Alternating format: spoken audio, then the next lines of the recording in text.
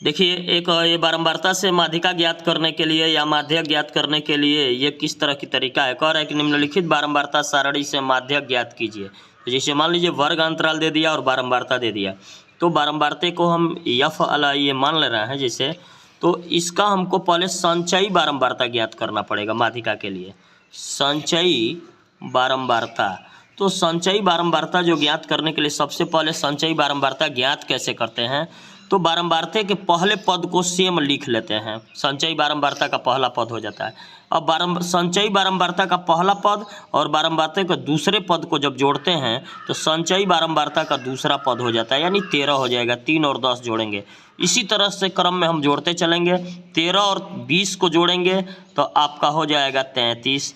33 और 13 को जोड़ेंगे तो हो जाएगा 46। 46 और 4 को जोड़ेंगे 50। यानी कहने का मतलब संचयी बारंबारता का जो लास्ट पद होता है बारंबारते का कुल योग होता है, यानी 50। अब यहाँ पे हम करते क्या हैं कि जैसे कि चल रहे हैं n/2 ज्ञात करने थे। n का मतलब 50 है, बाई 2 कर देंगे तो यानी आपका 25वां पद आ जाएगा। अब 25वां पद संचयी बारंबारता में खोजेंगे तो 25वां पद नहीं है, 25 से जो अधिक मिलेगा जस्ट अधिक यानी 33, उस 33 के सामने यानी आप वर्ग अंतराल में देखेंगे तो 40 से 55 है।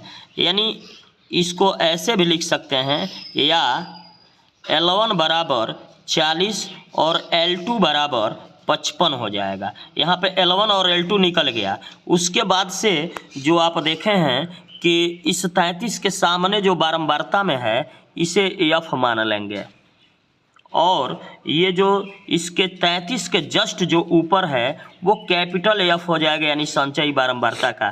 तो स्मॉल f यह 20 हो गया और कैपिटल F जो है वो 13 हो गया।